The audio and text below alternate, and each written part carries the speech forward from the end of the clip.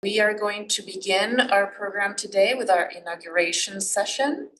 And I am going to start by opening the floor to Diane Corliss, our Director of the ECLAC's Regional Headquarters for the Caribbean in Port City. Please go ahead. Thank you, Diana. And Anna Glesmas, Chief of the Division of Gender Affairs of ECLAC Santiago, Isura Yehin, Head of Office ad interim of the UN Women Multicultural Office for the Caribbean, distinguished ministers, directors of gender machineries, members of the government, representatives of civil society, colleagues of the UN system. Ladies and gentlemen, good morning. It is my privilege and pleasure to formally welcome you to this Caribbean preparatory meeting of the 16th session of the Regional Conference on Women in Latin America and the Caribbean. I extend very special greeting to those of you joining us online. Very happy to have you. So sorry that you could not join us in Barbados this week because our preparatory meeting this morning was preceded over the past 2 days by a Caribbean academic forum, the very first of its kind, organized in our sub-region as a substantive contribution to our preparation for the upcoming session of the regional conference to be hosted in Mexico in August of this year. As you know, the conference will consider how best we pursue political, economic, sociocultural, and environmental transformation as part of an integral strategy to advance the care society and gender equality in Latin America and the Caribbean. The academic forum this week afforded an in-depth interrogation of the concept of care in the Caribbean, its grounding in the historical and sociocultural realities of our sub-region, its inextricable link to gender equality and gender justice from economic and environmental perspectives, and the systemic and structural impediments that must be overcome if we are to succeed in advancing a care society in the Caribbean. And the entire discourse framed around issues of investigation that were especially relevant to the Caribbean. There was the interdependence of care and climate crises, which heightened vulnerability and deepened inequality, proposing concrete ways in which responsive climate action might contribute to advancing a care society. We had consideration of care as a fundamental human right, underscoring the value of decent work and the care economy's pivotal role in achieving social justice, environmental sustainability, equitable development. There was the intersections of care work, health systems, and the promotion of science and innovation in shaping equitable, sustainable development policies. And finally, the role of transformational leadership in securing gender-inclusive public policy, examining how the incorporation of gender equity could be achieved in policy frameworks to accelerate progress in climate action, health, and innovation. It was really powerful stuff.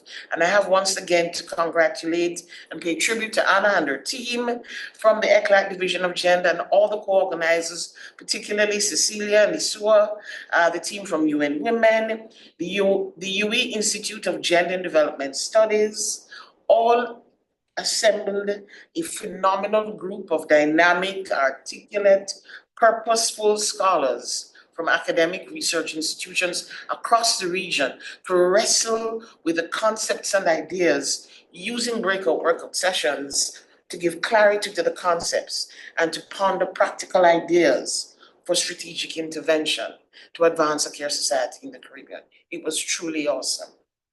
In the few minutes that I have to welcome you to this meeting, it is impossible for me to do justice to the breadth and depth of issues covered over the 2 days. And let me say that I'm using the opportunity to share this with you because even as our agenda indicates that we will be focusing today on the presentation of the position document for the regional conference as it currently stands from my colleague Anna, and getting further updates on the roadmap for the conference, I think it is important that framing care and its capacity for profound and pervasive influence on gender equality, environmental justice, and sustainable development, as addressed at the academic forum this week, should really form a part of the substance of the record that we anchor our meeting today in, and that buoys and leads us to the conference in August. So I'm just going to mention a few of the compelling perspectives. But I won't do many because we're already late. But I'm going to paraphrase some of the closing words of our co-chairs at the end of the forum yesterday. And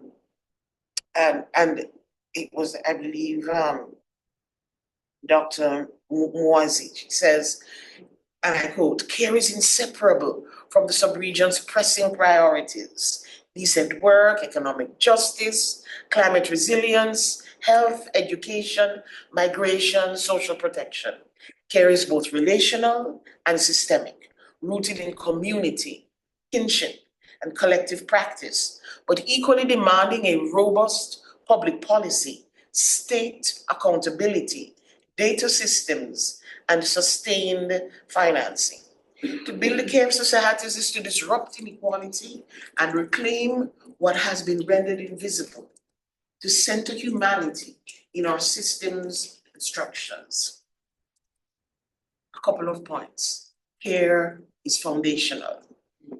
It is an essential dimension of social welfare and protection, rooted in empathy, covering the lifestyle of human being. Historically, the responsibility of the woman in the home, we must now resolutely pursue a path towards the creation of a care society that recognizes care as a need, as a job, as a right to care, to be cared for, and to exercise self-care. Care is not a cost. It is an investment in resilience, well-being, and equity. If you want all of this. The effective financing of care is undermined by maladaptation. This was a concept that I learned this week. It's the consequence of gender blindness. And in such circumstance, key national development strategies fail to incorporate that gendered perspective, leaving policies short-handed.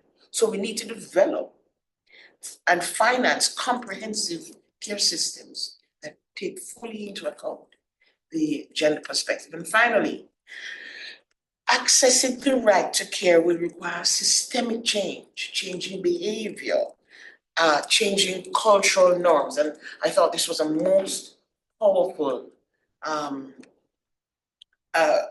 point that was made. And I think that it resonates with all of our governments and our policymakers, because unless we break those stereotypical molds and confront those norms that keep us in the old perspective, we will never achieve that drive for the legislative change and the financing and the capacity building that is needed to ensure that we transition to effective and comprehensive care societies. I want to end here. I want to thank you all for joining us, for participating, and I really hope that you take away from our meeting, and I'm sure that there will be ultimately a report of the academic forum, so that you will be able to share the proceedings of that really rich dialogue that we have had this week, and which will contribute, I think, very meaningfully a Caribbean perspective in the discussions that are held at the regional conference later this year. Thank you very much. Thank you so much, Diane, for these introductory words and for reminding us and bringing some of the perspectives from the Caribbean Academic Forum. I would like to request those connected online to please put the name of your country or organization before your name, so we can easily identify you in the Zoom list. We will continue now with Isiwa Iyahen. She is the head of office at interim at UN Women Multi-Country Office, MCO for the Caribbean. Please. Thank you. Okay, how do I come after my colleague from ETLAD? That was a wonderful introductory remarks. I'll start by saying all protocols observed, but of course, I must officially recognize Diane Quarles, Director of ECLAC Sub-Regional Headquarters for the Caribbean, Port of Spain. I also want to recognize Ana Guesmes, the Chief of the Gender Equality Unit in the ECLAC Regional Office in Chile, Santiago. I also recognize Daniela Pacheco, Director of Feminist Policy, Feminist Foreign Policy and International Cooperation in the Ministry of Women of Mexico, and representing Mexico as Vice Chair of the Presiding Officers of the Regional Conference of Women in Latin America and the Caribbean. Diane mentioned the seminar conference that took place over the last 2 days that really forms the foundation for the preparatory, this meeting, and then, of course, the upcoming 16th session of the Regional Conference on Women in Latin America and the Caribbean.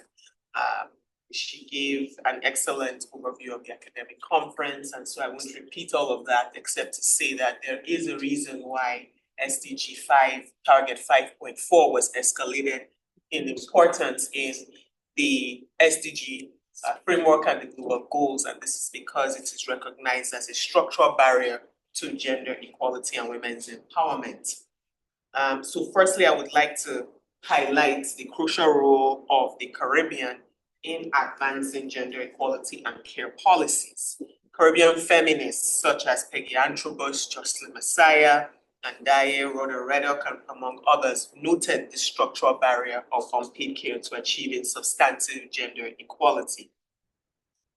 And UN Women, I'm pleased to say, with support from the Government of Canada in the joint program Build Back Equal on women's economic empowerment, being implemented jointly with UNFPA, UNFPA represented here, as well, is as a structural barrier to women's economic empowerment in the Eastern Caribbean.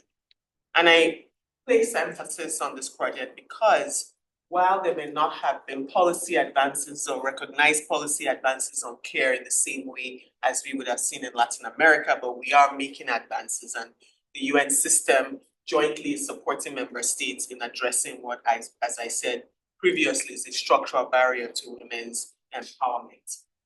Pilot programs under the BBE program will be extended to women beneficiaries of public assistance to access childcare services, policies and legislation aimed at redistributing care work between women and men, such as parental leave, and promoting decent work conditions such as pay equity are being supported. These are but a few examples of progress being made on care in the region. Also, in Barbados, starting June 1st, 2025, fathers will receive 3 weeks of statutory paternity leave, and maternity leave will be extended to 14 weeks for single births and 17 weeks for multiple births. These are examples of advances being made on care in the Caribbean. And we want to push the envelope further and continue to support member states in the Caribbean with recognizing care as a structural barrier, but also to carry forward the decisions, the discussions that were made in the Economic Forum and escalated to the issue of importance that it is in the upcoming regional conference. For context, women in the region dedicate almost 3 times as much time to unpaid care and domestic work compared to men, which limits their participation in education, in their involvement in public or political life and spheres, and the time available for rest and leisure. This also deepens inequality in all forms, particularly affecting their labor force participation. In Latin America, women dedicate between 12% to 24% 0.2% of their time to unpaid domestic and care work.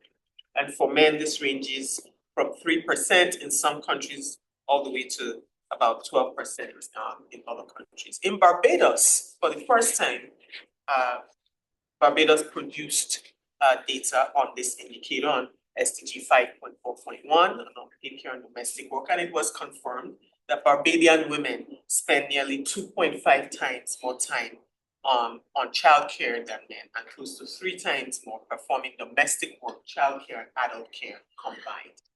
Additionally, the Caribbean faces distinct structural challenges that must be at the center of our discussions on care.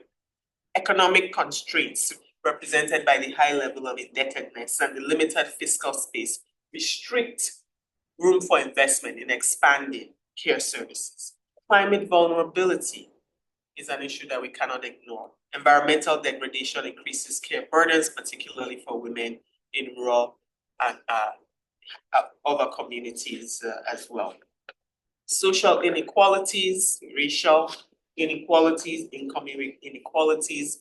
Indigenous women, migrant women often experience multiple intersecting barriers to economic and social inclusion. Afro-descendant women as well in our region, not only in the Caribbean, but across Latin America. So care and resilience also must go hand in hand, including climate resilience. The Caribbean is at the forefront of the climate crisis, and care policies must integrate sustainability and disaster resilience. So the academic forum that was referenced helped us to actually contextualize care policies within the realities of the Caribbean.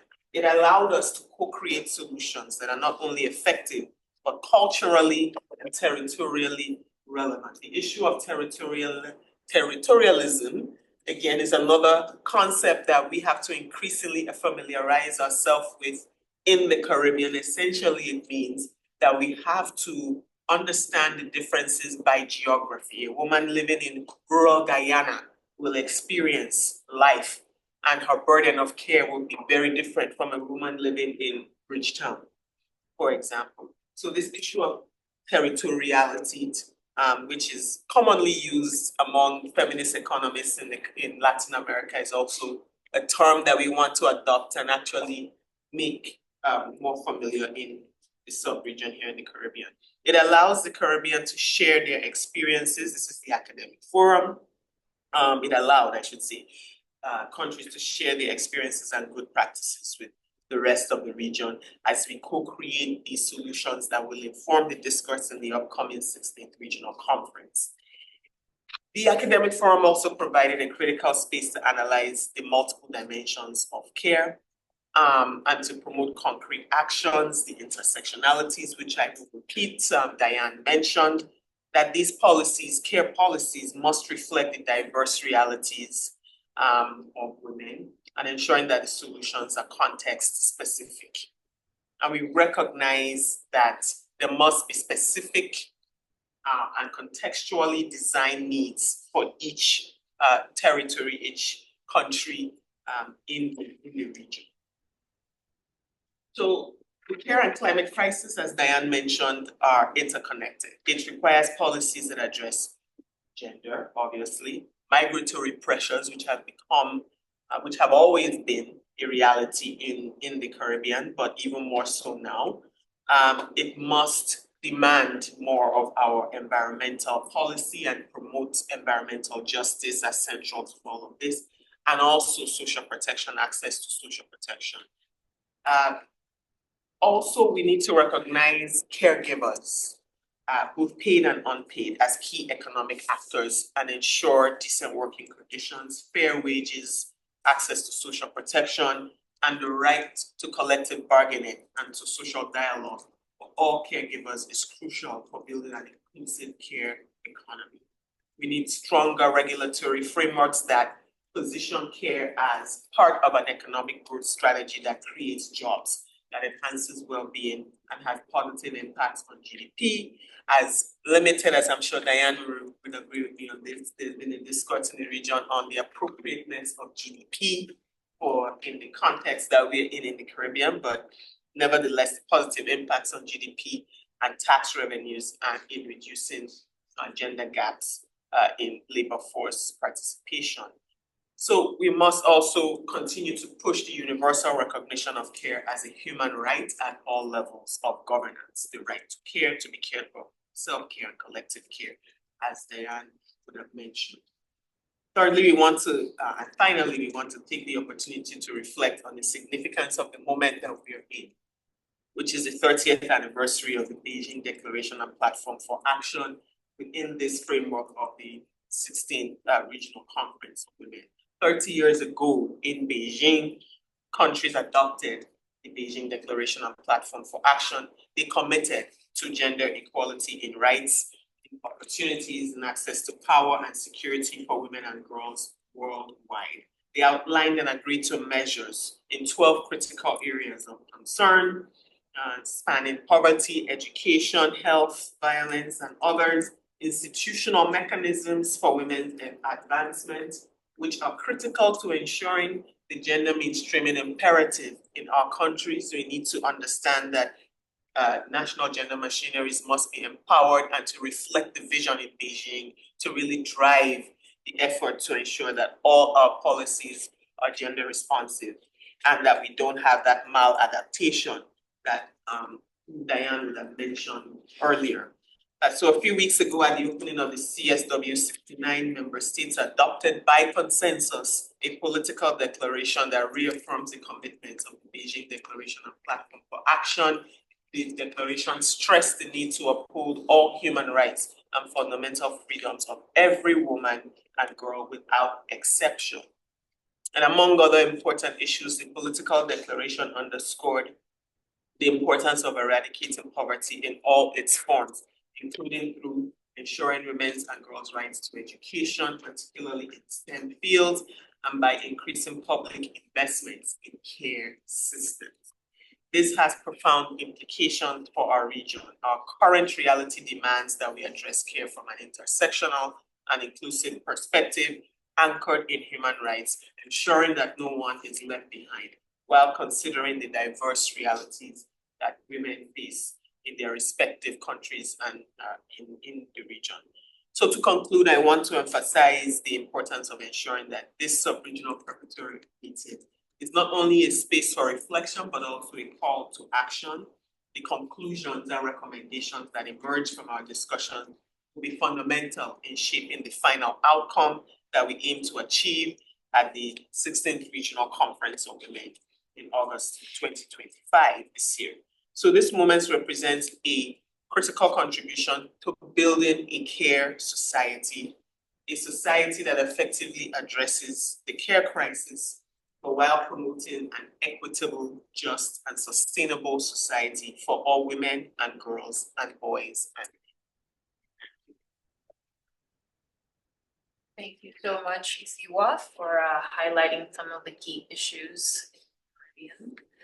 I would like to pass now the floor to Daniela Pacheco. She is Director of Feminist Foreign Policy and International Cooperation at the Ministry of Women of Mexico and representative from Mexico as Vice Chair of the Presiding Officers of the Regional Conference of Women in Latin America and the Caribbean. Daniela, please. Thank you so much, Diana. Good morning. It's a pleasure for me to be here. I will be very brief because we want to listen to all of you. Every time we have a new meeting, every time we have a new forum, the expectations for the conference grow. Please receive a special greeting from Secretary Citlali Hernandez. The Ministry of Women, which I have the honor of representing today, was recently created by President Claudia Sheinbaum as a demonstration of her government's commitment to gender equality.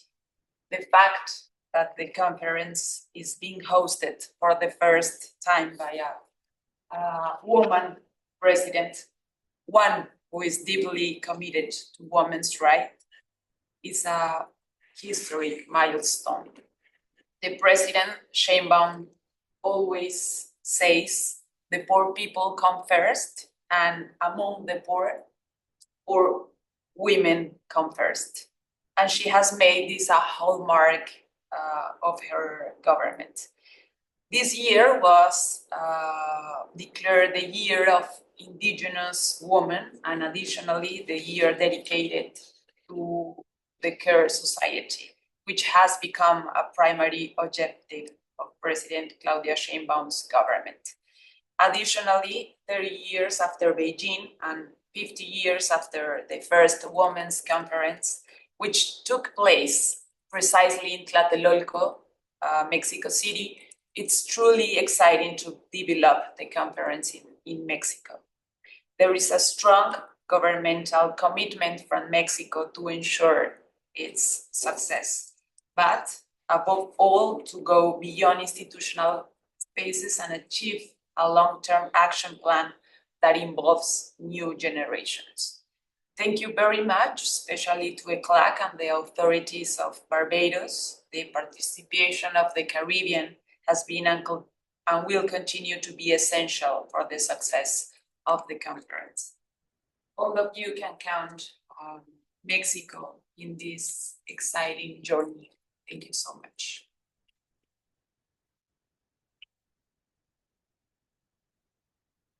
Thank you very much for those words. With that final presentation, we close our inauguration session, and we're going to continue with the presentation of the advances of the position document for the 16th session of the Regional Conference on Women in Latin America and the Caribbean. And I will pass on to Ana Huesnes, Director of the Division for Gender Affairs at ECLAC, for this presentation. If you could put up the PowerPoint. I really appreciate it. Yes, well, this is a pleasure to be at the first sub-regional preparatory meeting. We will carry out 3, and the Caribbean sub-regional preparatory meeting is the first. And I would like to congratulate Daniela Pacheco, representative from Mexico government, that is leading the preparatory process towards the next regional conference on women in Latin America and the Caribbean, Mexico, and congrats on behalf of all of us for the new Ministry of Women in Mexico. This is a key advance in Mexico, but in the region also.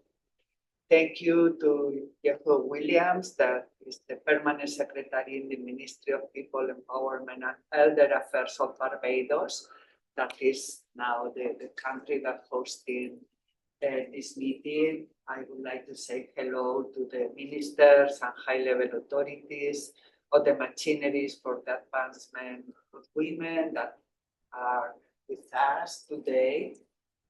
Cecilia Alemani, Deputy Regional Director for the Americas and the Caribbean of UN Women, and Isilwa Ayahen, that is the head of office at the Multi-Country Office for the Caribbean. My dear colleague, Diane Corles, Director of ECLAC, Sub-Regional Headquarters in Port of Spain. Colleagues of the United Nations, we have here UNFPA in the room. In both Spain, and also we have participation of civil society organizations. So good morning to everyone, and I would like to present the advances in our position document. We are coordinated that with Lucia Escuro, that is also with us, and all the team of the Division for Gender Affairs and ECLAC team at the region, and we are moving to the house. We are moving about talking about governance, political, economic, and social dialogue for a transformation with gender equality.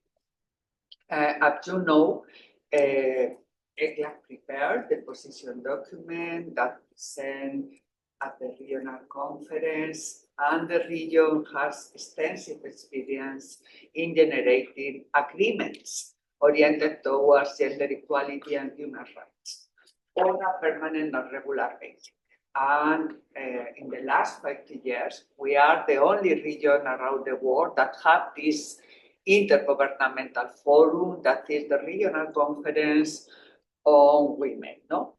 And I only put in this slide the last three position document. For instance, in the 13th conference, we present the document Autonomy of Women and Equality in the Sustainable Development Agenda.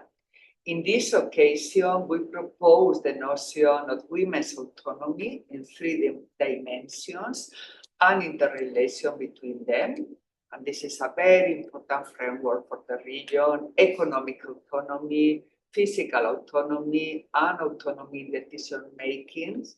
And the governments of the region approved the Montevideo Strategy for implementation of the regional agenda within the Sustainable Development Framework by 2030. And the strategy constitutes a tool for overcoming structural challenges to gender inequality and also to achieve SDGs. No? The region was very proactive, and the Caribbean countries also pushing the SDG 5 and a standalone goal, but also gender as a cross-cutting issue in all the SDGs, but also in the means of implementation, gender statistics, and key policies. No? Next, in Santiago, we present the document, The Autonomy of Women in Changing Economic Scenarios, and the countries approved the Santiago Commitment, which progress accelerating the commitment to face the multiple crises, no? The changing scenario due to economic, technological, demographic, and climate change and transformation. It was very useful to lead to efforts in the COVID crisis and the counter cycles policies, no, in this context, no, that was a very important difference in comparison with other crises. Finally, in the last conference, we present the document, The Care Society, Horizon for a Sustainable Recovery with Gender Equality. In this case, we moved from the idea of care economy to care society. This is a new paradigm of development, transformative development paradigm, I would like to add. And in this occasion, the governments adopted the Buenos Aires Commitment that charts a path towards a care society with recognized care as a right to provide and receive care and to exercise self-care. And it calls for the promotion of measures to overcome the sexual division of labor. This is a key concept also that the region agree and move towards a fair social organization of care in the framework of a new development model that fosters gender equality in the economic, social, but also, as Diane and Isigua emphasize, in the environmental dimension of the sustainable development. And we heard a lot the last 2 days in the academic forum about the importance of the nexus between gender equality and climate change, no? And also how to deal with the care in the humanitarian response to the disasters, for instance, that is so important at the Caribbean countries, no? And I would like to take a moment to express our solidarity with the disaster that you have to deal in the last decade and mainly in the last 2 years. No? Okay. Then this document and this moment is in a very difficult time. It's in a very difficult time because we are talking, not in this moment, ECLAC is presenting the idea of development crisis. In the last document, we talk about cascading crisis, many crises but now we are really talking about a development crisis expressed in three main tracks: low capacity for growth, high inequality across our countries, and low levels of mobility and social cohesion, and weak institutional capacities and ineffective governance to deal with all these macro, national, and local challenges. No? And many of these traps need, and we propose also solution. And one of the major transformation that we have been identified include advancing toward a care society and gender equality. Also, we are talking in this document more consistently about the care crisis. We are in the context of a demographic processes such as population aging, changes in epidemiological trends. We talk a lot also with PAHO colleagues and people from your countries heard about the chronic diseases that is a concern across the countries at the Caribbean, but also in the Latin America and the Caribbean, and climate change. So that will bring an increase in care requirements. No? So we are talking a lot with young women that is coordinated with us, the preparation of conference, that how to promote a sense of urgency, no? How to act today for a better future for all of us. No? So with this idea, we are preparing the document and the recognition of care for people and the planet, but also care economy and care sector to stimulate economies and generate employment. I will present some more details after. So for us, the next conference, that is only a standalone moment for all of us, but the idea is how to advance together in the political, economic, social dialogue and governance and institutionality and financing of the care society. There are not only one solution. We need to have a big push, not to move to the care society. So this is the framework that we propose about the care society that link with the sustainability of life and the planet, and put together the idea of equality and sustainability. And the idea of eco-dependence and interdependence. I think this is the framework. And as a proposition and notion, the care society contributes to rethinking for a social organization. For instance, the right to care that include the rights of people who need care along of all the cycle of the life, but also the rights, the labor rights, but in general, all the rights of people who provide care. But also we talk more about self-care and mutual care. What does mean in this new epidemiological and demographic context? And also we talk more about the relation between the communities, families, states, and markets. No? How to build this kind of flower of co-responsibility, gender co-responsibility, but social co-responsibility. That is also a very important concept that the region have.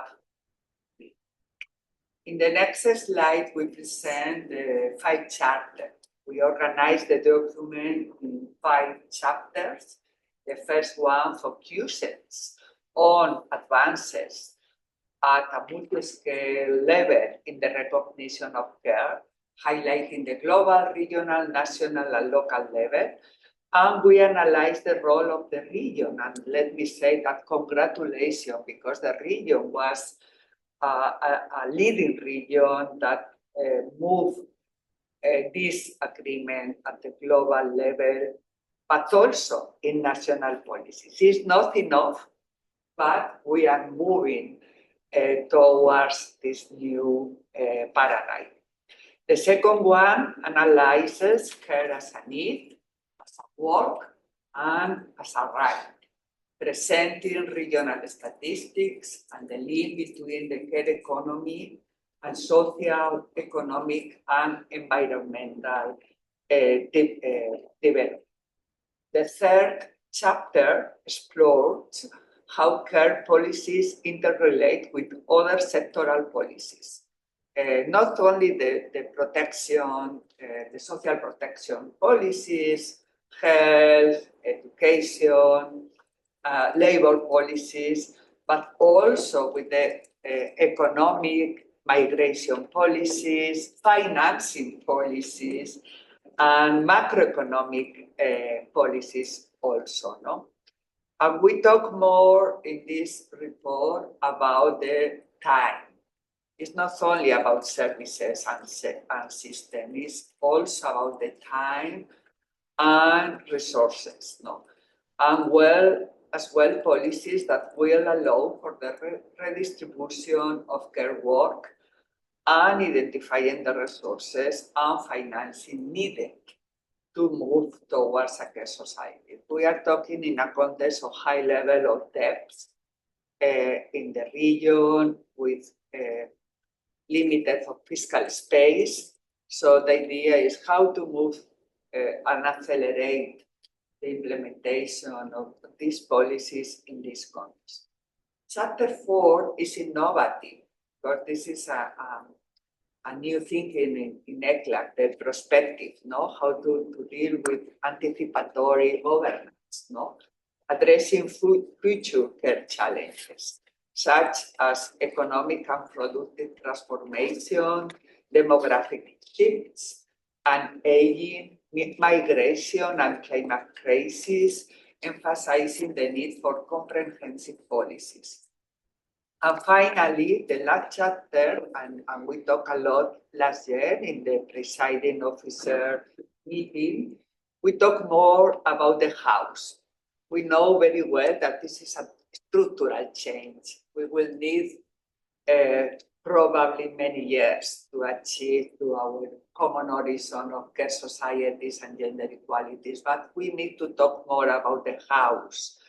Governance, political economy, social dialogue, cultural change, and financing, but also gender statistics, institutional capacities, and proposing guiding principles based on gender, interculturality, and intersectionality in our region. No, we talk a lot about the importance of these cross-cutting issues, but also we will provide with examples, because the region have very interesting examples and promissory practice that we would like to put in the position paper, but also to share with all of you. I will pass very quickly to the different chapters. The first one is the multi-level view of care. Okay, so in this slide, the idea is put in value the region government has been a pioneer in regards to care, progressively adopting a series of agreements as part of our regional gender agenda. For instance, proposing the measurement of time spent of care, or on the right to care, or most recently, as I mentioned, the new paradigm of the care society. No? The region has brought this agreement into the global arena, but most importantly, in the design and implementation of public policies at the national and local level. So we will have more focus in the interrelation between gender equality, gender substantive equalities at Mexico, because it's the time of the implementation and public care. In this slide, as I mentioned, the regional gender agenda adopted over nearly 5 decades at the regional conference on women in Latin America and the Caribbean has driven this shift. For instance, in the Brasilia Consensus in 2010, the right to care was recognized for the first time in an intergovernmental agreement, further strengthening by the Buenos Aires commitment. But I would like also to say that the focus on care has also gained relevance in other intergovernmental spaces within ECLAC, such as the Montevideo Consensus on Population and Development, the Regional Conference on Aging and the Rates of Older Persons that we are in coordination with UNFPA, or the Regional Conference on Social Development of Latin America and the Caribbean that we are coordinating with UNDP, for instance. No?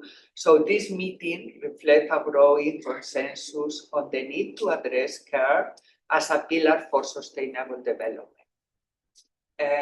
We are also proactive in the 2030 Agenda for SDGs, for Sustainable Development. In particular, the SDG 5 calls for the recognition and valuation of unpaid care work and as one of the targets. We would like to also highlight the framework of the Statistical Conference of the Americas that has been key to advancing the process of mainstreaming the gender perspective in statistical production and in measuring time spent on domestic and care work. And the SCASU agreement, so important because the SCASU agreement is the first regional treaty on climate change and highlighted the role of women in caring for and protecting the environment and the importance of citizen participation and access to information and the protection of environmental human rights defenders. And this is a key issue across our region. No?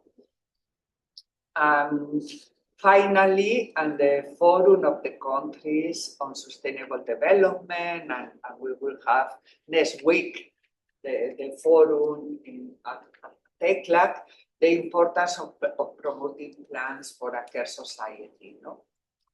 In this slide, we present the last contribution, and the region has been proactive in positioning care as a central pillar of development. For instance, on the proclamation of the International Day of Care and Support in the UN General Assembly, or in the last year, the first resolution of ECOSOC about promotion of care and support systems for social development. Additionally, for the first time, the ILO conference addressed decent work and the care economy in the 112th meeting of the General Conference. And at the regional level, we are participating in the Inter-American Court of Human Rights that is in the process of preparing an advisory opinion on the content and the scope of the right to care and its interrelation with other rights. Then, this is well known for you, we present statistics about care as a right, a need, and and work that drives the economy. Care comprises activities that ensure human reproduction and the sustainability of life. It's relational. And in this position paper, we will emphasize also care as a public good, at national, but also at global level. No? In addition to generating well-being for the population as a whole, could be transformed into a dynamic sector of economy. We are promoting a bi-regional path of care with Europe countries because they have a European strategy about that. But also with the know of Asian countries has developed also a regional strategy of care.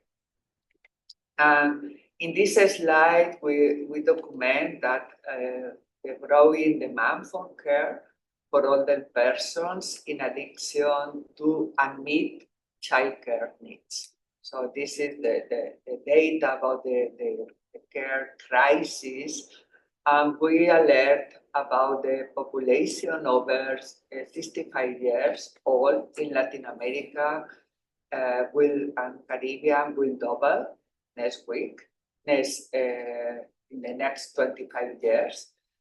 Sorry, not next week, next 25 years. Next week is the sense of urgency.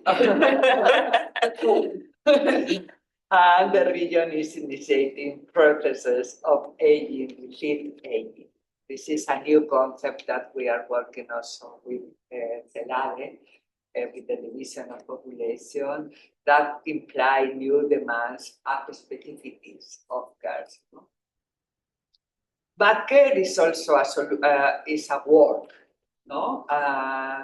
Care work and the care economy have the potential to drive the economy, yet the sexual division of labor persists. And we are present next week with UN Women, the regional data about unpaid care work that is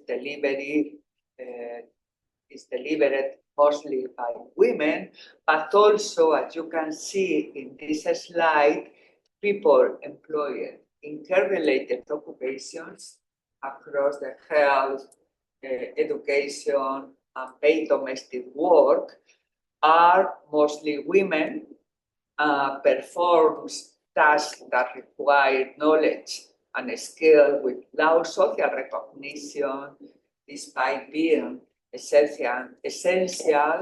For instance, in the health sector, we have 73% of the care work force, but when we see the leadership of our health minister across the region, or the decision-making processes, including the leading the care crisis strategies, many of them are men. So we are talking about participation in decision-making. We are talking about the wage gaps that persist in all this sector, and we are talking about the feminization of the labor force in the care economy. No? Then we talk about the progress in the care policies. After the Beijing Declaration and Platform for Action revision that we present at the CSW, as you know, and we have a specific informative meeting at the Caribbean to present the document, but we will put that at the chat. And in this case, we present advances in gender statistics, and also we have now 8 countries that have laws that establish national care systems, or advances in the report. But this is a very interesting movement, but of course the main idea is we need more and we need faster improvements. In this slide, as I mentioned, we talk more about the policies that extend time for care in the formal labor market. That is key. Licenses, regulation, and instruments that span time for care are fundamental. There are advances in the region in maternity leave. For instance, Caribbean countries have made progress on maternity leave, but only Belize, Suriname, and Trinidad and Tobago meet the ILO standard set by Convention number 183 on maternity protections, but there is still a need to advance much more in paid paternity and parental leave. This is a common problem in all our countries. No? Then we talk more about taxation and financing for care policies using the 5 R's: recognize, redistribute, reduce, reward, and represent of ILO framework that is now a common framework for all the UN system, but we need to talk more about resources. We know that the invest in care economy could improve job creation, increases tax revenues, and contributes to social inclusion and women's economic autonomy. And in this case, we present the investment simulator of ILO made in collaboration with ECLAC at the regional level in care policies modelers. And in the region, investment in care could generate 32 million direct jobs if we invest in universal early childhood care and long-term care services, including an additional 10 million jobs. So this slide presents calculation made on the care investments need as a percentage of GDP in the countries in the region with available information.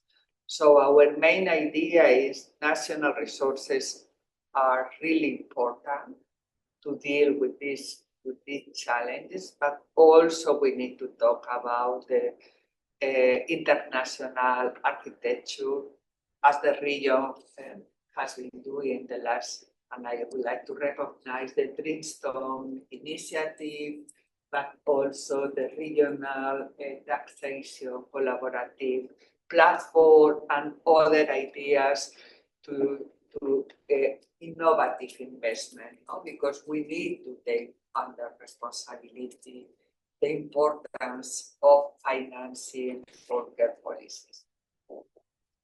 Then we talk about the perspective, the forward-looking perspective of care. And this is 4 issues that we take in this chapter. First, grow economic and productive transformation. Not only the possibility of care as a productive sector, but also we can also introduce care as a standard to be integrated by the productive, environmental, and economic policies. For instance, care seals could be incorporated into global value chains as a quality seal to sell products or care and technology transformation. No? So we are talking more about the productive transformation in our region and how to include care as a cross-cutting issue in those policies. No? Then care territories and environmental sustainability. Diane explained very well the concept of maladaptation that Maria McWilliams present in the forum, and the idea of impact of climate change and environmental degradation that affect women, but also we have, as I mentioned, Escazú agreement and a new revision of NDCs and other instruments. And we will have also the COP in Brazil. That is an opportunity to talk more about the relation and the importance of the territorial characteristic in policies. One issue is the long-term, other issue is the long-term care and the development of long-term care services and the new professionalization of care. Because if we want to generate employment, it's important to do that in a context of decent work, no? And this thing to deal with the new facing demographic transitions and other, no? And we are working also with the national institutions in order to discuss more about the competencies and professionalization of care professions, no? And then we talk about the care in the context of human mobility. In the last position paper, we introduced the regional and global care change and the growing care needs in migration, destination countries and cities, that and this concept it refers to the transnational flow of care work, mainly performed by migrant women. And in this case, and this was a proposal for the Caribbean countries, we put more emphasis in migrant women in the care sector, in the health sector, no? Mainly nurses, no? That perform care work in the destination countries. Finally, the last chapter is about how to advance a care society and gender equality. And in this chapter, we revisit some national experience and local experience. And it is the chapter of key recommendation about political economy and social dialogue as keys to guarantee the sustainability of care policies, the importance of having progressive and sustainable financing. Financing is a key issue for all the countries, but also we took into account the cultural change. Is central element in the forum also the Labor Ministry for Barbados talk a lot about the importance of build legitimacy of this kind of policies, of the idea of care as a right. No? But at the same time, there are a lot of stereotypes and bias about the care as a responsibility, a natural responsibility of women. No? So cultural change is central element.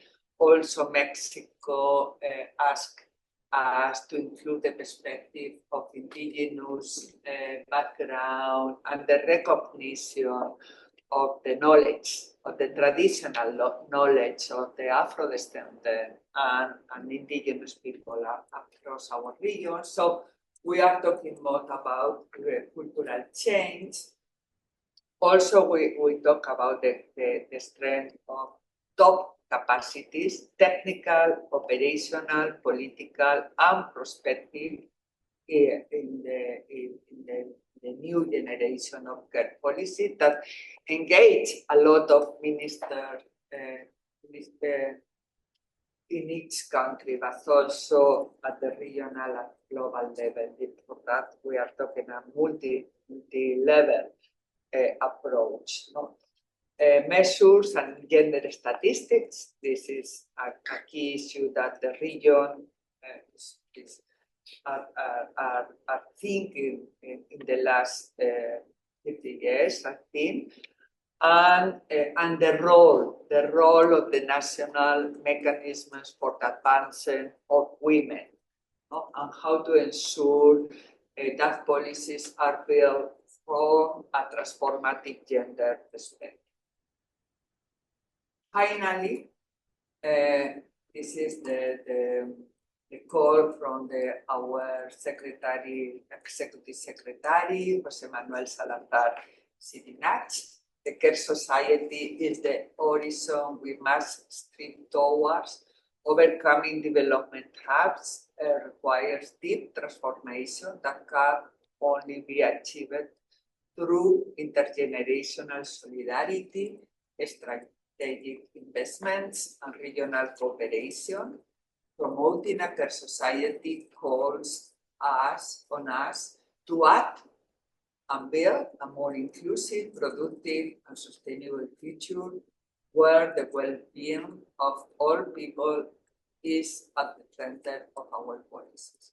This call is not only urgent, but also unavoidable. Acting today is to show hope for future generations and ensure that care in all its forms it recognizes as the foundation of a more just society. So we would now like to ask for your comments and inputs on the position document that has been presented. We would like to know if there is anything within the contents in particular that stood out to you, or that you believe should be further emphasized or expanded on, taking into consideration the Caribbean context and priority. At the same time, we would like also to know what you would like to see reflected in the agreements made at the conference in August in Mexico on all this narrative. This is a common narrative, so this is a new step in our common vision as a region, respecting our differences, but also building a common future and the nexus between countries, between our societies, between our people, and between our ideas. Thank you, my team and I are very proud to prepare this position document that allow the countries to discuss across the evidence, across the ideas, and across the agreement that we have. Thank you.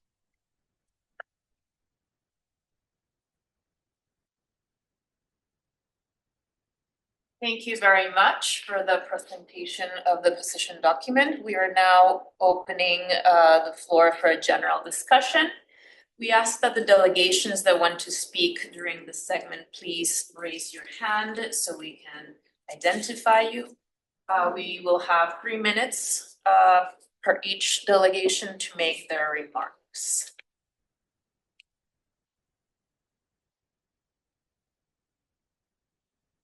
Of UN agencies that would like to take the floor, we also open the space. Please raise your hand or put it in the chat.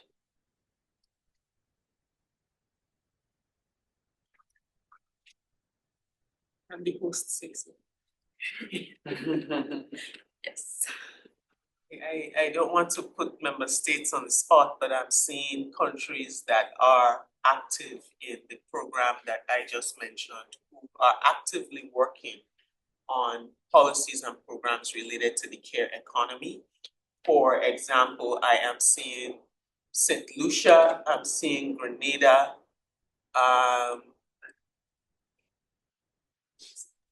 St. Lucia is asking for the floor. Right. So it would be good to get some insights, considering that these countries are active in a program that we've been doing some work on issues related to care. We'll open the floor for St. Lucia, who's requesting floor. Please go ahead. Thank you very much. Good afternoon to everyone. Let me just first start off by congratulating the team for the work that has been done and to share with you some of what we're doing in St. Lucia and what we think should be incorporated in the conference coming up in Mexico. In relation to the multi-level perspective of care, the 5 areas that have been identified, there's awareness of the concept of care within a national development framework, and that is increasing. We do have an ad hoc ministerial team, an inter-ministerial team has been coordinating the foundational work on care, which is supported by the ICR facility. And as a result of that, we do have one knowledge, attitude, and practices survey that was conducted on care in St. Lucia. One care impact report was developed, and a behavioral change communication strategy was developed based on the KAP study. Work has begun through the Build Back Equal project towards the development of a policy on care, as well as model bills on care. And a legal consultant has been recruited, and consultations begin in early April to identify national priorities related to maternity leave, paternal leave, and support for nursing mothers. Also, there is the new National Social Protection Policy, and that was launched in 2024, which includes a more robust treatment for gender equality considerations. Building on the 2022 study on the fiscal cost of expanding early childhood development services in St. Lucia, carried out with funding support from UN Women and the Joint SDG Fund, work has commenced on a study of the care economy in St. Lucia through the Build Back Equal project. The study will provide data and knowledge to inform policy decisions to implement the 5 Rs strategy to recognize, reduce, redistribute, represent, and reward paid and unpaid care and domestic work, with a special focus on childcare services for children ages 0 to 5, elderly care, and care for persons with disabilities. A strategic plan and results framework was developed to strengthen public assistance programs in St. Lucia, specifically outlining strategic goals and an implementation framework for expanding access to childhood and daycare services, provision of healthcare, food security, and education support, as well as skills training and job placement programs to enhance self-sufficiency among women beneficiaries. This will inform a pilot public assistance program geared towards providing priority access to women beneficiaries with dependents 5 years and under to childcare, literacy, education support, job skills training, and healthcare, including mental and sexual and reproductive healthcare services. 2 needs assessments and 1 feasibility study was conducted through the Build Back Equal project, financial instruments for women-owned micro, small, and medium enterprises, financing mechanisms for gender equality, climate and environmental shock resilient needs for women-owned MSMEs. Initially, communication on care derived from the behavioral change communication strategy addresses the promotion of the care society towards a more gender equal society. And just in relation to some considerations for the conference in Mexico, we are of the view that one of the possible recommendations could be to have a panel comprising of countries that are at various positions in the development of care policies, And that would encourage exchange on their processes so far and lessons learned. We would like to see that the takeaways from the academic forum that was highlighted earlier, it should be featured at the conference, and that the Care Society should be positioned as the Beijing Plus 30 and beyond theme for the goal of gender equality. Thank you. Thank you very much, Deputy Permanent Secretary Sheila Imbert, for the Division of Gender Affairs for the Ministry of the Public Service, Home Affairs, Labor and Gender Affairs of San Lucia. We have taken note of your remarks and contributions. We wanted to mention that if countries wish to present advancements on policies at the regional conference, there will be a space to do so. Especially if there are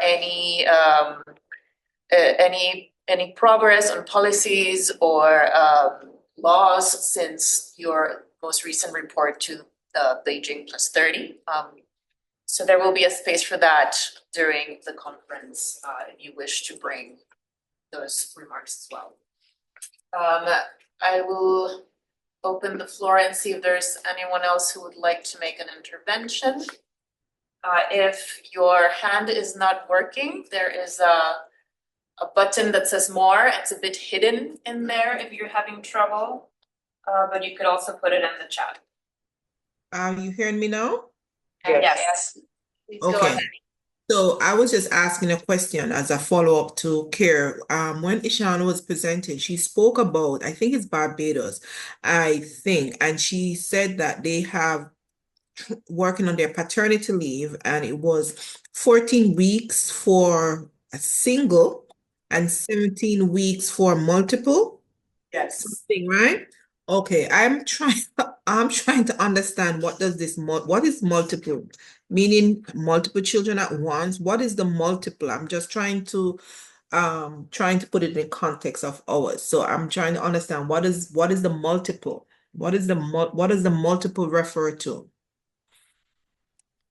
Twins, so if you have more than one child, yes, twins, triplets, quadruplets, we can continue. So the thinking here is that the more children you have, the more time would be needed to take care of the children. So in order to recognize that, Barbados has extended the maternity leave to meet the international ILO standard of 14 weeks and to go beyond that for multiple births, recognizing that you have more children to take care of.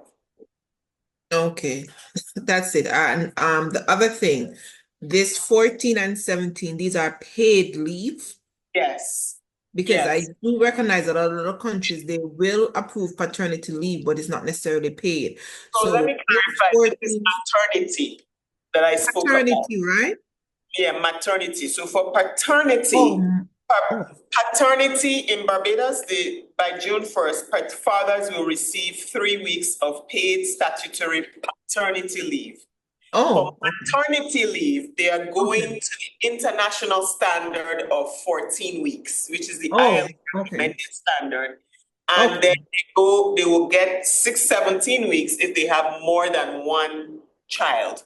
So for men, it's 3 weeks, fathers, 3 weeks, and then for mothers, it's 14 weeks, and then 17 weeks if you have more than one child.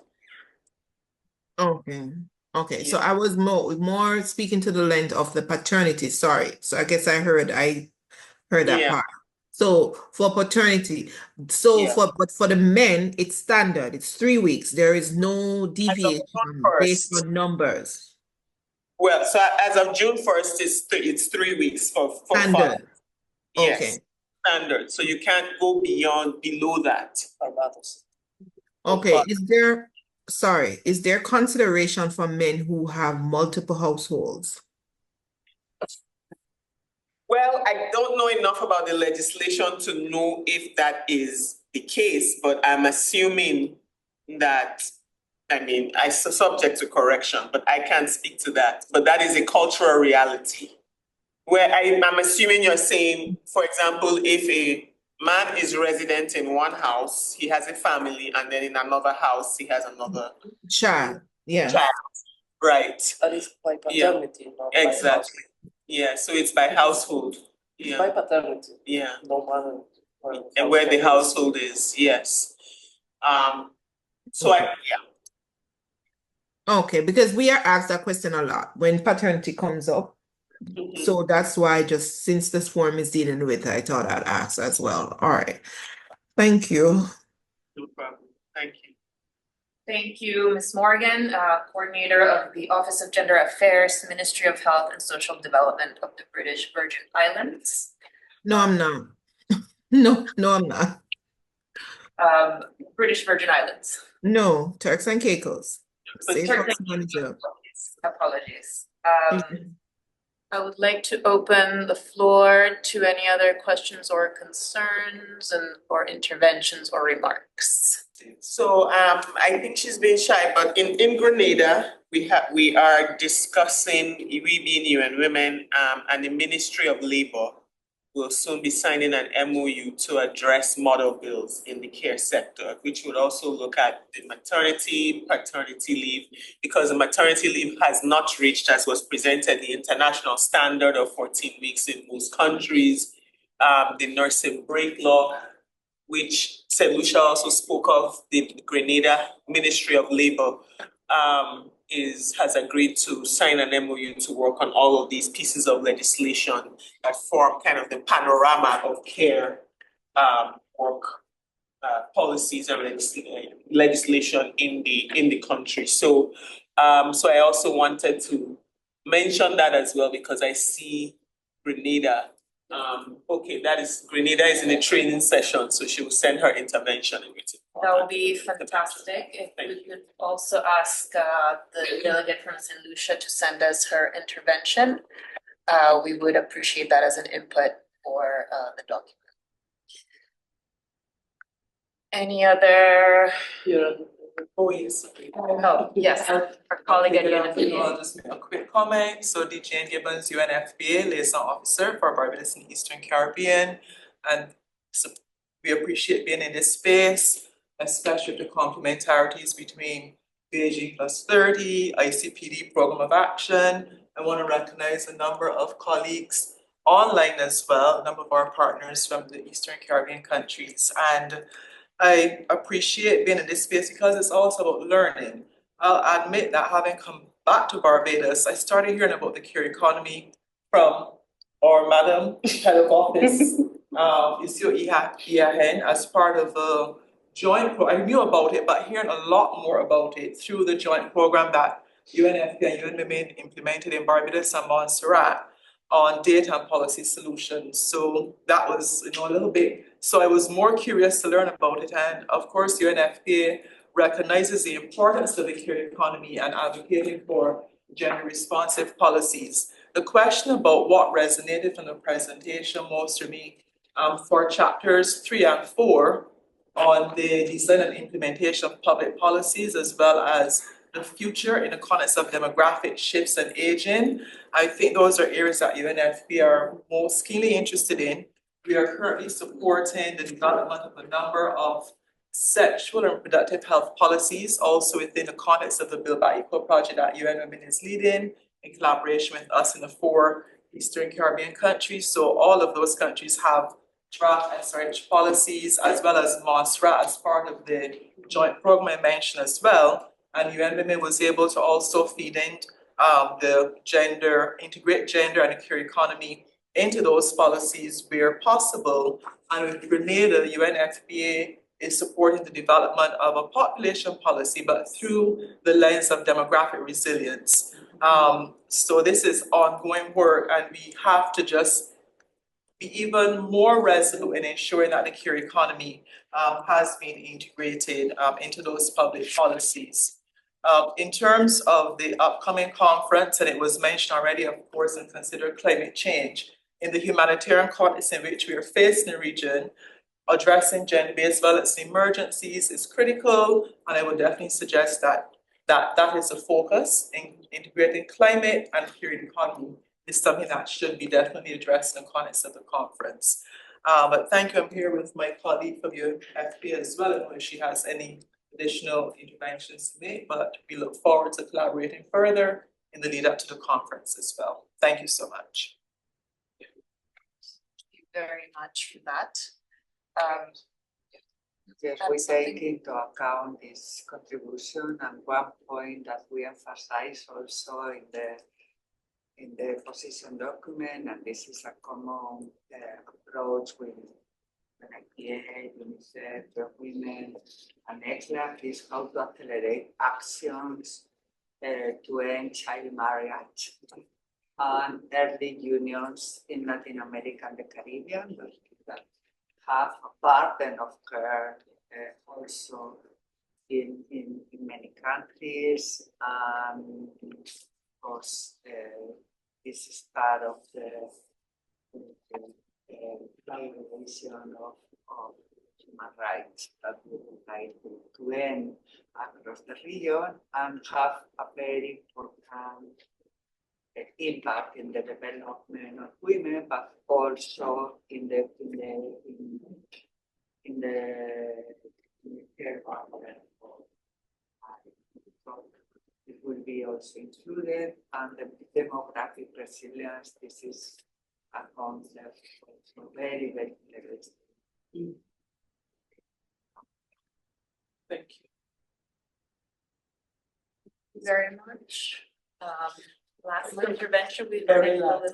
My colleague insisted I mention this because of the clarification question that was asked from Turks and Caicos Tarasu. So in historic first, Barbados introduced statutory paternity leave for 3 weeks from June 1st. It extended maternity leave, like I said. Inclusive family support, so conditions requiring parents, this is all in Barbados, to live together to access benefits will be removed, reflecting modern family structures. So that means if a man has multiple children at the same time or different times requiring him to take paternity leave, he will be able to do so. And then also child-focused grants. The maternity grant will now become a child grant available to primary caregivers beyond mothers, including fathers and grandparents. So this is, thank you, Sharon, for clarifying that. And I hope that answers the question, Tarasu. Thank you so much. Since we're running a little bit behind on the schedule, we propose to go on the next session, which is the report of the preparations and the roadmap for the 16th session of the Regional Conference on Women in Latin America and the Caribbean. And for that, I would like to invite Cecilia Alemani. She is the Deputy Regional Director for the Americas and the Caribbean for UN Women to give us a brief overview of some of the activities on the Parliamentarian Forum and the Feminist Forum. Thank you so much, Diana. Well, good afternoon, everyone, and sorry to not be here before, and thank you for everyone and all the country representatives online, but also those in the material room. It's a pleasure to be here and to have the government of Mexico represented by Daniela Pacheco, and of course sitting with Diana Westmans and all the colleagues from ECLAC and Diane in your house in terms of being here in Barbados with all UN Women team as well. And of course, I would to appreciate the presence of all of those online that are joining us. Would you like me to share before the information or going after the roadmap? No. Go ahead. Yeah. Okay, so maybe we can see who is on the Zoom for now. Also, if there is any handwrite or whatever. Of course, welcome to all other participants that are represented in civil society and feminist organizations, and not only Youth Pass UNFPA sitting here with us, but other UN agencies online. So on the Feminist Forum, maybe first. This is an institutional civil society participatory space historic, as well as the regional conference on women. So many of you know a lot. I'm just gonna do a brief recap and an update. To remember, the Feminist Forum happens always the day before the regional conference on women, and it is self-organized civil society and feminist, many times massive forum, we have to say, with thousands of participants that come from all across the Caribbean and Latin America. And that is really a very dynamic space that reflects the reality of the movement in between the regional conference, but that gather together really to influence and discuss all the intergovernmental body we have under the regional conference on women. So as many of you may remember, in the previous conference of women, the 15th one in Buenos Aires, Argentina, by November 22, there were more than 2,000 activists gathering together from 30 countries. So it's really regionally representative. Of course, the most interest most of the times are the regional networks, the regional organizations, but it has been increasingly interesting for local community-based rural women, trade unions that come from other realities that are engaging in the regional arena even more than before. And the care society theme and focus has been really attractive to larger constituencies of the women's movement in this sense. So it is really an important moment also to hear, to listen from the organizations. So, of course, we always, together with ECLAC and the hosting government, engage with the local civil society organizations at the national level. And in this case, of course, Mexico civil society, in coordination with the regional networks, has already started to organize itself. Of course, we provide support and we provide financial support as far as we can, together with others, in order to have the broader regional representation. And in this case, it will be the 11th of August, the day before, and the Mexican government, together with the Mexican civil society organizations and ECLAC and UN Women, are already starting to engage. This will imply, as always it implies, a national coordination at the Mexican level, but also regional coordinations that tend to have open space. So with the virtuality, we can do virtual opening sessions of information where many of those that are not in the organizing committee of the Feminist Forum can also come and listen and understand what is the dynamics, what are the timings, and so on. Of course, Mexico also offered as a host country, as it traditionally happens at the regional conference, to facilitate the place and the hosting location, and of course some other logistic support. And we really appreciate that, because this is part of the enabling environment and enlarging the civic space, that it's so important at the regional level as well. And it reflects the tradition of Mexico's government in this sense, in many other multilateral and regional venues in the country. And it's important to say also that the feminist and the women's organizations in Mexico decided to request Católicas por el Derecho a Decidir. That's an organization that is also across the region, but at the Mexican level. And of course, it would be the formal partner for the financial support and the logistics.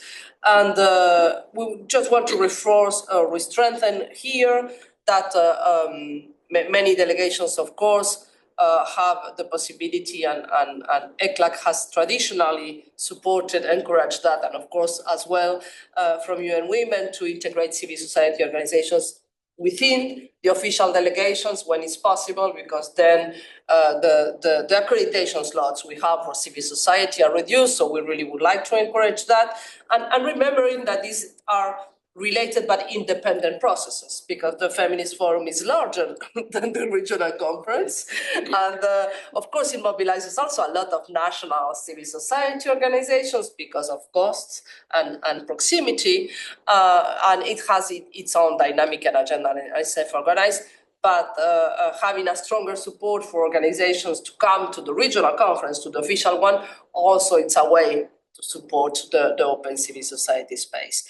And there was a lot of interest for many other groups, and as it happened in Argentina, many youth-based organizations are interested to come, and the promotion, as we did in Argentina, now in Mexico, is to really request them to organize and coordinate with the Feminist Forum, that is the institutional civil society body we have. So a lot of efforts that UNFPA and UNICEF and UN Women and others have been doing in engaging youth in advocacy and articulation.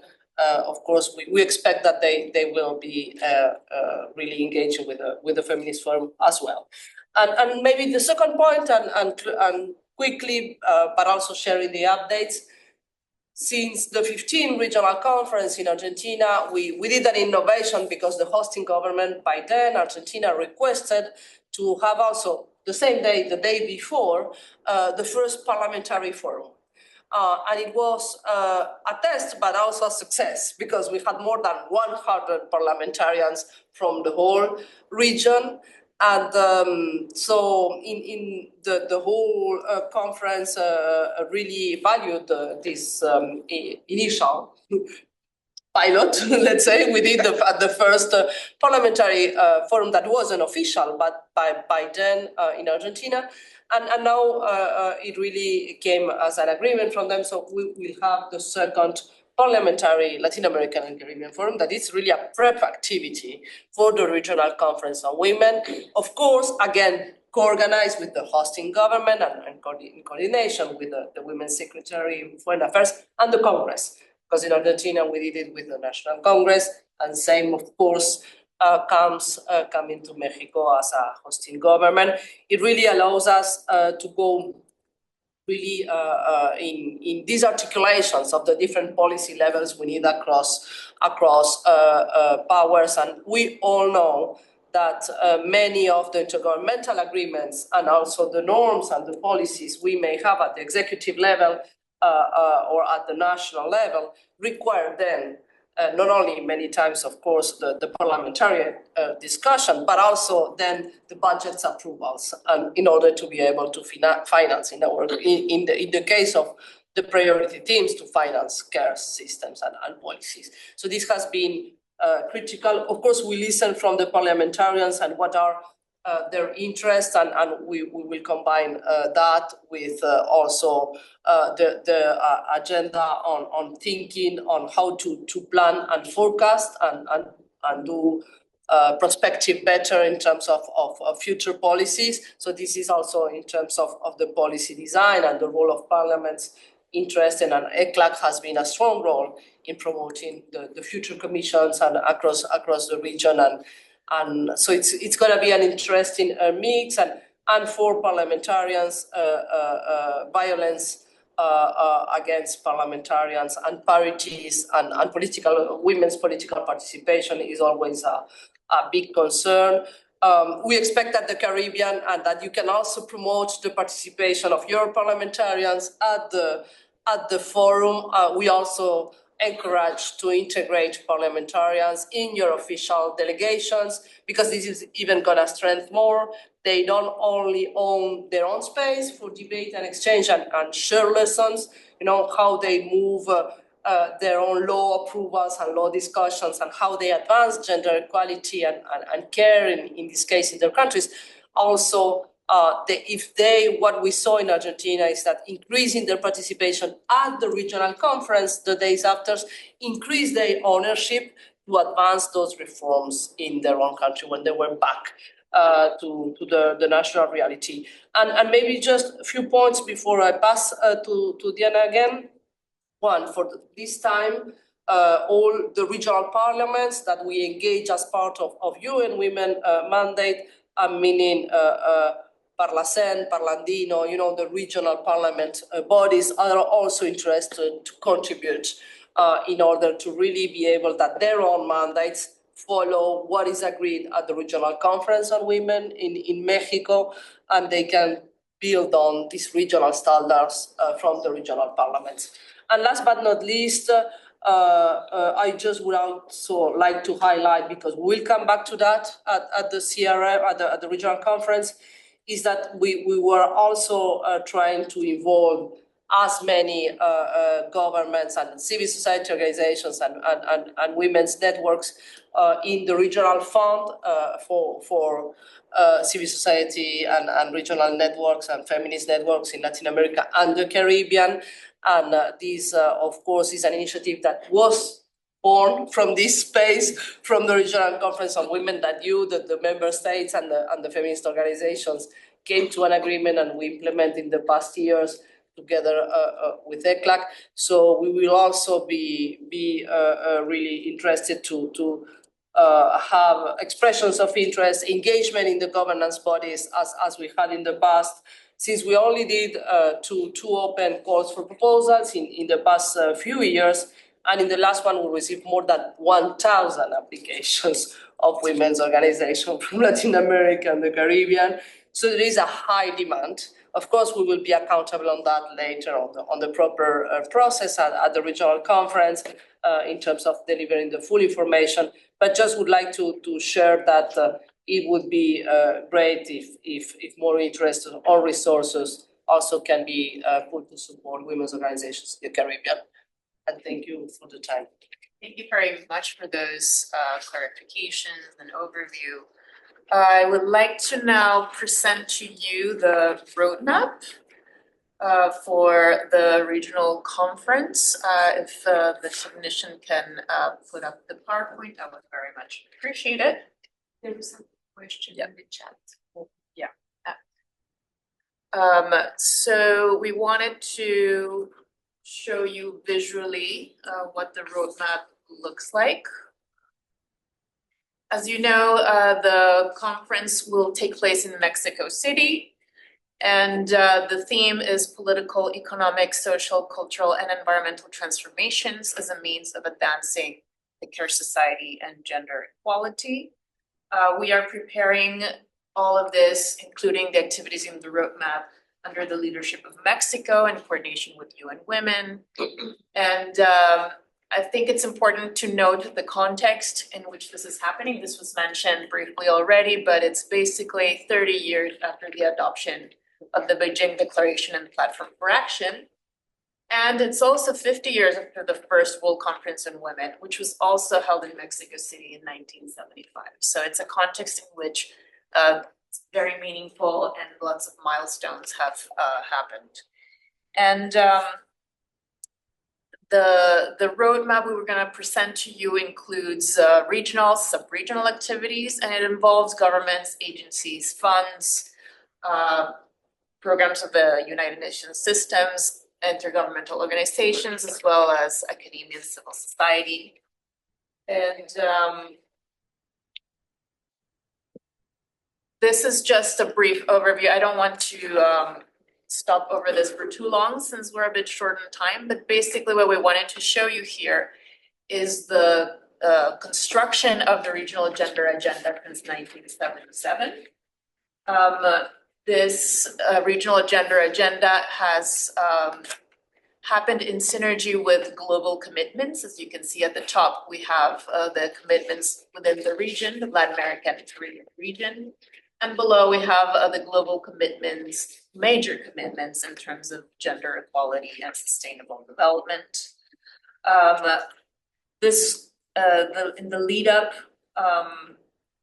to the conference, this is something that we wanted to highlight because it's going to be the opportunity for us to consolidate all the advancements made in this trajectory in the history of the regional gender agenda.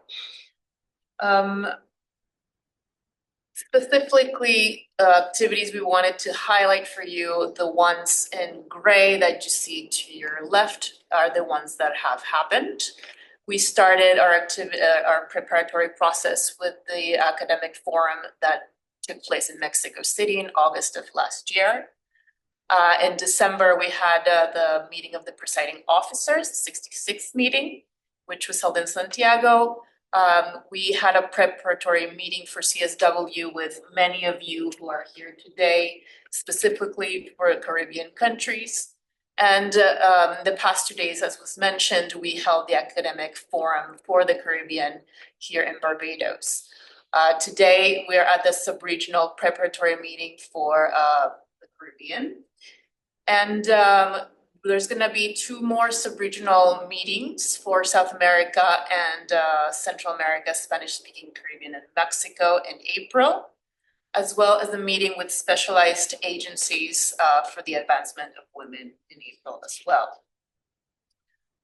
As Cecilia mentioned, the forum, the parliamentary forum, which will be part of the conference. And we hope to see many of you at Mexico City for the regional conference in Mexico City. And after that, in September, there's going to be the 8th session of the General Assembly of in New York, and Beijing plus 30 is going to be mentioned there. There's going to be a segment for that specifically.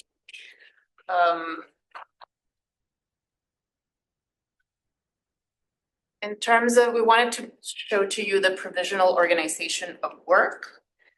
And this is the proposed organization of work for the conference. As you will see on Monday, 11th, which is the day before the inauguration, civil society activities and the parliamentary forum will take place. And likewise, side events could begin and continue until Thursday, August the 14th. The opening ceremony of the conference is expected to take place on Tuesday, the 12th. The time is to be determined. And in the afternoon, a cultural event organized by the host country would take place. This is a tentative proposal. On Wednesday morning, we expect to have the election of officers and the adoption of the agenda. And subsequently, the presentation of the position document, the Care Society, Governance, Political Economy, and Social Dialogue for a Transformation with Gender Equality, which a draft of which you saw earlier. And this would be followed by a high-level panel to comment on the document. There would be a space for reading of the Civil Society Declaration and the contribution of the Parliamentary Forum as well. And in the afternoon, a high-level dialogue on the topic of the position document would take place. On Thursday, the 14th, we expect to hold 3 high-level panels, 2 in the morning with topics to be determined, 1 in the afternoon on guiding principles for the design of care policies from a gender, intercultural, intersectional, and territorial perspective. And on the last day, on Friday, the 15th, a segment titled Memory and Future would take place. 30 years after Beijing and 50 after the first World Conference on Women, we believe it is important that we have a space to review the progress and challenges related to achieving gender equality in the region and reaffirm commitments to move towards a more productive, inclusive, and sustainable future. And finally, the session for the consideration and adoption of agreements by the conference will be held, following by the closing session. I would like to emphasize that several sessions of the program will have space for the intervention of delegations. So there will be space for you to comment, as we mentioned earlier, if there are any advancements from your countries that you wish to highlight and put on the floor. And finally, side events in the context of the conference are an opportunity to share experiences, progress, initiatives, and implementation of the gender regional agenda. It will take place within the context of the conference, and it's expected not to conflict with the main sessions. And we will inform you about the process in due course. The call for applications is expected to be started in April. And the priority will be given for events that are organized by a diverse coalition of governments and actors that focus on the main theme of the conference, promoting diversity and representation among the proposed panelists. So thank you for that. We will now.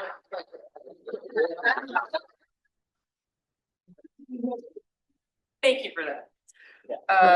And now I will pass the floor to Daniela Pacheco to give us brief remarks from Mexico. Thank you so much. You both were very clear. We had a highly productive meeting last February in Mexico City with the participation of the Ministry of Women, the Ministry of Foreign Affairs, ECLAC, and UN Women to define the roadmap for the regional conference on women. The Tlatelolco University Cultural Center, where the conference took place 50 years ago, has been chosen again as the venue. And this decision carries profound symbolic and historical significance, not only for Mexico, but for the entire region. It reinforces our commitment to advancing gender equality and women's rights. As Cecilia mentioned it, we will also be facilitating spaces for the Feminist Forum, and in coordination with the legislative power, the spaces for the Parliamentary Forum. In that sense, we have already made significant process in drafting the host agreement, incorporating the observations from ECLAC, the Ministry of Women, and the Ministry of Foreign Affairs of the Government of Mexico. We hope to formalize the signing in April, marking a decisive step forward to this process. In the coming days, as the host, we will establish what we call the Mesa Estado, a high-level government group where key public institutions such as the Ministry of Public Security, the Ministry of Finance, the Ministry of Culture, and the government of Mexico City, among many others institutions, will play an active role in ensuring the conference success. This reflects the commitment of the entire government of Mexico to achieving the best possible outcomes, always, of course, in close collaboration with all of you.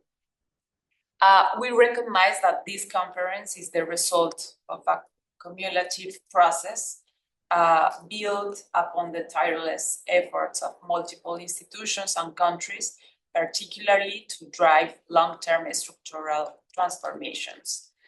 Starting in April, we will, as the Ministry of Women, begin sending official communications and invitations to engage all the stakeholders. You can rely on the Ministry of Women and all the government of Mexico to facilitate and support this entire process. As the Ministry of Women and as a part of the organizing group, we look forward to maintaining active communication with all of you, particularly regarding the working groups and key messages that will shape the conference agenda. There is much to be done, and we count on your valuable contributions to make this a transformative event. We look forward to having you with open arms in Mexico this August. Thank you. Thank you very much for that. We have a little bit of time to open for questions, remarks, or any comments from anyone who's online or on the floor. Please raise your hand if you wish to do so. or tell us in the chat so we can add you to the list of speakers.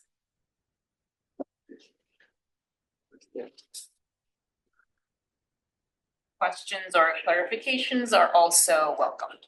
The PowerPoint presentations will be made available online in the meeting website. We have a request from Montserrat Fernanda Lopez to speak. Mr. Permanent Secretary Jehu Williams of the Ministry of People Empowerment, Jehu Wilchar of the Ministry of People Empowerment and Elder Affairs of Barbados has sent his apologies due to a pressing engagement. Unfortunately, he could not be here with us. So I will pass the floor to Cecilia Alemani for the closing. Thank you so much, Madam Chair. Well, it's a pleasure to close and of course, being aware that all of you made time across the Caribbean and Latin America, because I see many colleagues from all the UN system across, and particularly thanks for all national authorities that we know breaking your day to be online with all of us is a special effort. Calling for a continued engagement from now on to the conference in August. And of course, following the roadmap that our colleagues show us from ECLAC, but also opening the possibility for at any point from now on, you have all our teams at your service at ECLAC in the region and regionally as well with the gender division. And of course, I will pass then to Anna for the total closure, but also probably taking profit of UN Women Caribbean quarterly meetings with the national machineries, the NGMs. You have one more from now to August, also as a space where any questions or proposals can come in this informal dialogue, of course, that you have already in your own roadmap in the Caribbean. And for sure, all the work of all of us there would be in order to support your participation and to be able to advance the care agenda and push forward not only the innovations, the efforts that you are doing, but also what are the challenges and the bottlenecks and how can we continue to innovate in policy solutions. And I believe that when we are going to have all the insights from the academic forum of the past few days that had this focus on solution-oriented approaches for the debate in the 4 axes in terms of care societies, territories, talking about the local, but also talking about the pillar on climate change and what does it mean in terms of the interconnections. I guess the experience of the Caribbean is so rich and was so rich from all your experts and academics the past few days that I truly believe we from all the region have a lot to learn on how to building the knowledge from many countries on care and the knowledge you have in the Caribbean on preparedness for disasters and climate change response and mitigation and reparation, when we really can make a further step in terms of interconnection and how to ensure that all these efforts we are doing with this new status quo of climate change really integrate a care perspective and beyond a gender perspective and an intersectional approach. And so we are ready also to be listening from you. ECLAC is working hard. You heard the main context in order to have the background document, and we are all on high expectations of what the government of Mexico is gonna really help us to build through. You know, we always have high expectations on you, colleagues, and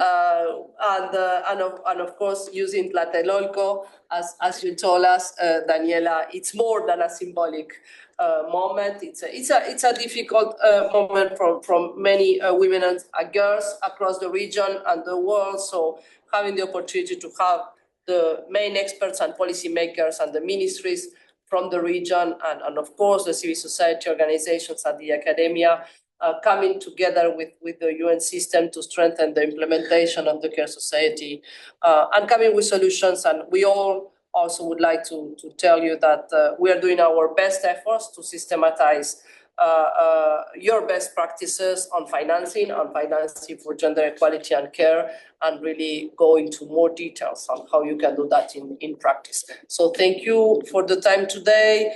And of course, thank you for all of those online and here that make this possible. Special thanks to Isua and all the team of the Multicultural Office of Young Women here in your office in Barbados.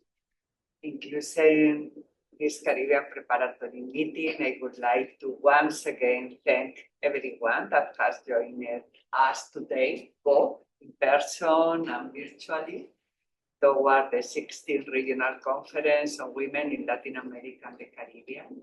We are preparing together in coordination under the leadership of Mexico government that is leading the preparatory process in coordination with women. And I would like to also special thanks for the hospitality and warm welcome we have received here in Barbados by our colleagues from UN Women and the University of the West Indies, who worked with us to ensure the wonderful and successful carrying out of our first Caribbean Academic Forum. And also thank you to the government of Barbados for hosting us those days. Minister and high-level authorities of the machineries for the advancement of women. We are working together with all of you today and every day, because this is a common route. This is a common route of 50 years, and we have advances, but we have challenges. Thank you here to Cecilia Alemani, Deputy Regional Director for the Americas and the Caribbean of UN Women, Isiwa Ayahen, Head of the Office, here at the Multi-Country Office, also Moni Pisani from Mexico, representative, and from our side, Diane Portles, Director of ECLAP's Regional Headquarters of the Caribbean for Spain. We have a lot of colleagues of ECLAP working on that. Of course, here the team, Diana, Paula here with me, but also Lucia Escuro, Diane, and Nicole Videgain, and the teams at the Division for Gender Affairs, but also the Secretariat of the Commission and the Executive Secretary Office, no? Colleagues of the United Nations systems, agencies, and international organizations, representatives of civil society organizations. In closing, I would like mention, I would like, as was mentioned before, that this conference will be a key opportunity to agree on strategic political orientation for us, and we talked a lot with Cecilia the last day that it was so important, the Buenos Aires commitment and the regional agenda, to move policies, to move the voice, to build consensus, and to have political orientation that will allow us to advance in the political, economic, social dialogue and governance, and very important financing of the care society. And we will have a very difficult momentum for the multilateralism, but at the same time, we have the conviction that the multilateralism is the solution. And the region have a very inspiring proposal, that is the proposal of the care society. We are preparing with the Foreign Affairs Ministry, also Mexico, the idea of declaration, and the idea is more focused on the house, as I mentioned before, and the action plan. No? What is the action plan for the next year that we could build together, looking into policies that we allow for the redistribution of care work, identifying resources, promoting better South-South cooperation and triangular cooperation across us, promoting the bi-regional path between an interregional dialogue across countries and across regions, and also the intergenerational dialogue. Now, that is so important to deal with the current and with the future challenges that we need to afford. So our main idea is we must act now and scaling up our efforts. It's time for a transformational change. This is the key leitmotif of our conversation in Mexico. The main transformational change, and it is time to place care and the sustainability of life and our planet at the center. And this is a very important link with gender equality. Gender equality is a precondition, but also is a result for this change. No? We say the last 3 years in our regular meeting that it's time for the strategic investment. We need to invest more and faster on public policies to advance towards substantive gender equality. And I would like to congratulate also Mexico that includes a constitutional reform to talk about substantive gender equality, and also to the countries that are advancing towards care society in Latin America and Caribbean, amplifying time, amplifying services, amplifying policy, but also ending violence, ending discrimination, ending exclusion for many women across the region. In our region, poverty has a face of women. In our region, inequality is persistent and in many cases growing. So we have a big responsibility as generation. We are the generation of equality in the law. So we need to be the generation of equality in the result. I think this is our common challenge and our idea, and we are preparing with we are preparing the conference also with a very, I don't know how to say in English, muy cuidadoso. Careful process, because we would like also that this as opportunity to establish connections, to establish alliances, to listen each other, but also a space for concrete action. And also for joy, for cultural exchanges, and for rethinking and reimagining how can to move together as a region next years, no? Next week, and next 25 years. So join us in this transformation towards a care society, and we hope to see you in Mexico.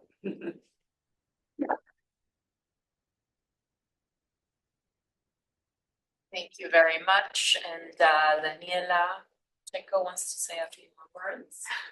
Thank you so much. It's quite hard to give in a close statement after Anna's and Lilia's words. I want to thank each of you for your dedication and contributions. Your insights are essential for the success of the upcoming conferences. I especially want to express my gratitude to ECLAC and women, and of course to the authorities of Barbados for their leadership and collaboration in this process, and of course to the Ministry of Foreign Affairs of the government of Mexico, that is always our partner as the Ministry of Women. The active participation of all of you is and will continue to be fundamental in shaping this conference. Mexico, as I said before, is fully committed to making this a meaningful process. We look forward to working together for gender equality and hosting of the conference by the woman president, committed to women's rights and to all of Latin America and the Caribbean, raises expectations even higher, but I'm pretty sure that we will rise to the occasion. It's a great challenge to spread, I think, this enthusiasm across all societies and make the society care a central topic in the public debate. Thank to all of you once again. We hope to see you in Mexico. We are waiting for you with mezcal, tequila, tacos. It's going to be really meaningful, but also it's going to be really fun. So that's all.